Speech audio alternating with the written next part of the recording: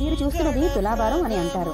ఈ ప్లేస్ లో భక్తులు వారి మొక్కులను బట్టి ఈ ఆలయానికి ఇంకొక ప్రత్యేకత ఏమిటంటే సప్త గోపుర దర్శనం. ఉత్సవాల సమయంలో వీటిని ఉపయోగిస్తారు. అందరికీ హాయ్ అండి. 16 గుణగణాలు కలిగిన సుగుణాభిరాముడు ఆదిపురుషుడు అంటే గుర్తొచ్చేది ఆ భద్రాచలంలో శ్రీరామచంద్రులు. భద్రాచలం తరువాత అంతే ప్రసిద్ధి కలిగిన స్వయంగా ఆ ఆదిపురుషుడు సీతమ్మ సమేతంగా నడయాడిన పుణ్యభూమి, ఉత్తరాంధ్రి భద్రాద్రిగా పేరు పొందిన పుణ్యక్షేత్రం ఈ శ్రీరామతీర్థం. ఇంతటి మహిమాన్వితమైన ప్రదేశంలో ఎన్నో అద్భుత ప్రదేశాలు మరియు చారిత్రక కట్టడాల కోసం తెలుసుకుందాం.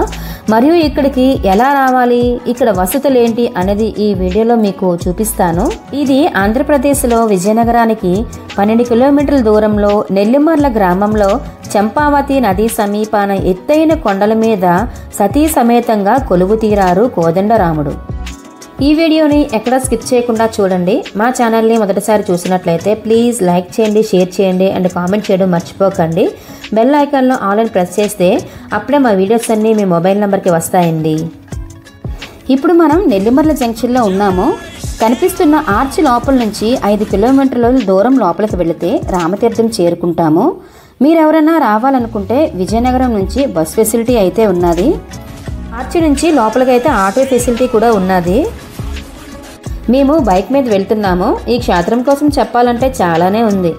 పాండవులు వనవాస సమయంలో తమ ఆత్మబంధువైన శ్రీకృష్ణుని ఆహ్వానించగా వారి ఆహ్వానాన్ని కృష్ణుడు సున్నితంగా తిరస్కరించి సీతారాముల ప్రతిమలు ఇచ్చి ఇది నా పూర్వ అవతారం, ఈ విగ్రహంలో నన్ను చూసుకోండి చెప్పారట. సరేనని పాండవులు ఒక మందిరాన్ని నిర్మించి అక్కడ ఉన్నంతకాలం ఆ ప్రతిమల్ని పూజించారు. అలాగే త్రేతాయుగంలో రాముల వారి వనవాసం సమయంలో కొంతకాలం గడిపిన ప్రదేశం కూడా ఇదే. ఆర్చ్ దగ్గర నుంచి గుడికి వెళ్ళేంత వరకు ప్లేస్ అయితే చాలా బాగుంది. మాకైతే అసలు టైమే తెలియలేదు. ఈ సీనరీస్ అవి చూసుకుంటూ అలాగే వెళ్ళిపోయాము. ఎందుకంటే ఎక్కడికైతే అక్కడ ఇగో ఇలా చూసారా చెరువు, ఆ గ్రీన్ సీనరీస్ అయితే చాలా బాగున్నాయి. ఇగో ఇలా కనిపిస్తుందా ఈ కొండ. ఈ కొండకైతే ఒక పెద్ద కథే ఉన్నది. దానికోసం మీకు వీడియో లాస్ట్లో చెప్తాను. ప్రయాణ శ్రీరాముల వారు నడిచిన ప్రదేశానికైతే మనం వచ్చేసాము. మీరు చూస్తున్నది గుడి బయట వ్యూ. ఎదురుగా కనిపిస్తున్న ద్వారం నుండే దర్శనానికి వెళ్ళాలి. ఈ గుడి గోపురం దేవతామూర్తుల విగ్రహాలతో గోవిందనామాలతో ఎంతో బాగుంది కదా. మేము వెళ్ళే టైంలో అయితే గుడి ఖాళీగానే ఉన్నది. శ్రీరామనవమికి శివరాత్రికి అయితే ఇసుక తీసుకురావాలన్నది జనం అయితే వస్తారు. అలాగే ప్రతి శనివారం భక్తులు ఎక్కువగానే వస్తారంట ఈ ప్లేస్కి. ఇలా కనిపిస్తున్నదంతా రామతీర్థ పుష్కరిణి. ఇందులో స్నానాలు ఆచరించి గుడికి వెళ్ళేవారు. ప్రజెంట్ ఎండాకాలం కదా, వాటర్ లేదు. మళ్ళీ ఒక 2-3 వర్షాలు పడితే ఈ పుష్కరిణిలో మళ్ళీ నీళ్లు వచ్చేస్తాయి. అయితే స్నానాలు అవి చేయడానికి వాటర్ ఫెసిలిటీ అయితే ఉన్నది. అలాగే డ్రెస్ చేంజ్ చేసుకోవడానికి రూమ్ కూడా ఉన్నది. మెయిన్ గుడికి లెఫ్ట్ సైడ్ శ్రీ లక్ష్మీనారాయణ స్వామి టెంపుల్ ఉన్నది. ఈ టెంపుల్కి ఒక ప్రత్యేకత ఉన్నది. అది ఇక్కడ ఒక కుండదీపం వెలిగిస్తే మనం అనుకున్న కోరికలన్నీ నెరవేరుతాయని ఇక్కడ భక్తుల నమ్మకం.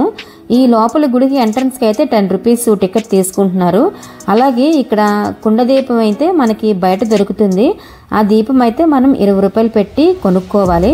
నేను కూడా ఒక దీపం అయితే వెలిగించాను. మీరు ఇలా చూస్తే ఇక్కడ చాలా దీపాలు అయితే ఉంటాయి. ఎందుకంటే ఈ గుడికి వచ్చిన ప్రతి ఒక్క భక్తులు కంపల్సరిగా ఇక్కడ దీపం పెట్టే అప్పుడు రాముల వారిని దర్శించుకోవడానికి గుడికి వెళ్తారు.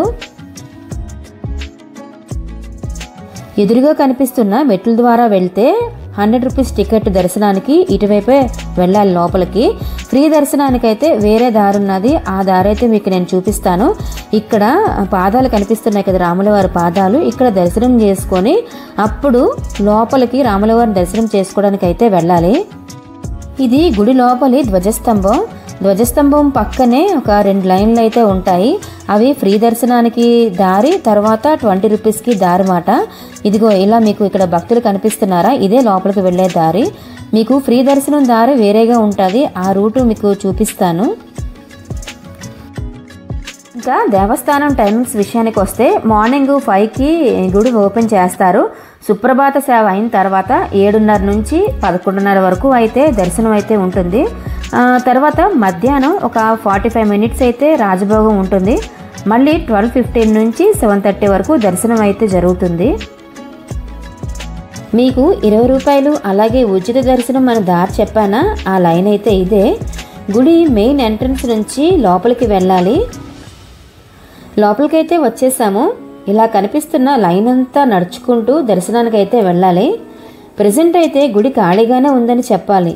శివరాత్రి అయితే అస్సలు టెంపుల్ ఖాళీనే ఉండదు, ఎందుకంటే ఆ రోజు ఇక్కడ చాలా పెద్ద జాతర జరుగుతుంది. కనిపిస్తున్న ద్వారం నుంచే స్వామివారిని దర్శనం చేసుకోవడానికి వెళ్ళాలి. లోపలికైతే కెమెరా నాట్ అలౌడ్ కాబట్టి నేనైతే దర్శనం చేసుకొని వచ్చేస్తాను. రామచంద్రుల వారి దర్శనం అయితే చాలా బాగా జరిగింది. స్వామివారిని దర్శనం చేసుకొని బయటికి రాగానే శ్రీ లక్ష్మీదేవి అమ్మవారి ఆలయం ఒకటి ఉంటుంది. అమ్మవారి దర్శనం కూడా చాలా బాగా జరిగింది. ఈ గుడిని పరిశీలించి చూస్తే చాలా పురాతనమైన టెంపుల్ ఇది. యుగాల చరిత్ర కలిగినటువంటి రామతీర్థ పుణ్యభూమిలో 1000 ఏళ్లకు పైగా చరిత్ర కలిగి ఉన్న ఈ సీతారాముల వారిని దర్శనం చేసుకోవాలంటే చాలా పుణ్యం చేసుకునే ఉండాలి. ఇలా కనిపిస్తున్న స్తంభాన్ని మహాకృతి స్తంభం అని పిలుస్తారు. భక్తులు ఇక్కడ దీపాలు వెలిగిస్తూ తమ తమ మొక్కులను కోరికలను తీర్చుకుంటుంటారు. కనిపిస్తున్న మండపం శ్రీ సీతారాముల వారి కళ్యాణ మండపం. లోపల ఉన్న గరుత్మంతులు, ఆదిశేషు వాహనాలు ఉత్సవాల సమయంలో వీటిని ఉపయోగిస్తారు.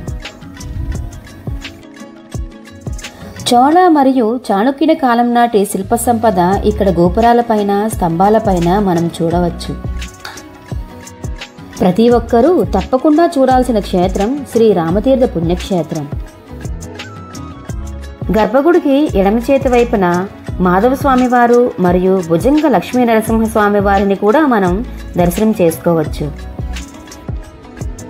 అలాగే గర్భగుడికి కుడి చేతి వైపున శ్రీ వేణుగోపాల స్వామివారు మరియు శ్రీ వైకుంఠ నారాయణ స్వామి వారిని కూడా మనం దర్శనం చేసుకోవచ్చు. ఈ ఆలయానికి ఇంకొక ప్రత్యేకత ఏమిటంటే సప్తగోపుర దర్శనం. ఇక్కడ నుంచి చూస్తే సప్తగోపురాలను ఒకేసారి దర్శనం చేసుకోవచ్చు. ఇలా నేను ఎక్కడా చూడలేదు. మీరు చూస్తున్నది తులాభారం అని అంటారు. ఈ ప్లేస్లో భక్తులు వారి వారి మొక్కులను బట్టి తులాభారం తూగి మొక్కులను స్వామివారికి చెల్లించుకుంటారు. మీకు వీడియో స్టార్టింగ్లో ఒక కొండ కోసం చెప్పాను కదా, అది నీలాచలం కొండ. దీనిని బోడికొండ అని కూడా అంటారు. ఈ కొండ మీద కోదండరామస్వామి వారి టెంపుల్, ఇంకా చూడాల్సిన అద్భుత ప్రదేశాలు ఎన్నో ఉన్నాయి. ఆ వీడియో లింకు కింద డిస్క్రిప్షన్లో ఇచ్చాను, చూడండి. మీలో ఎవరన్నా స్వామివారికి కళ్యాణం చేయించుకోవాలన్నా, హోమం చేయించుకోవాలన్నా ఈ బోర్డుని జూమ్ చేసి చూడండి. డీటెయిల్స్ అన్ని బోర్డు మీద అయితే మీకు కనిపిస్తాయి. ఈ వీడియో అందరికీ నచ్చిందని అనుకుంటున్నాను. నచ్చినట్లయితే ప్లీజ్ లైక్ చేయండి, కామెంట్ చేయండి, అలాగే సబ్స్క్రైబ్ చేసుకోవడం మర్చిపోకండి మా ఛానల్ని. ప్లీజ్ సపోర్ట్ చేయండి మా ఛానల్ని.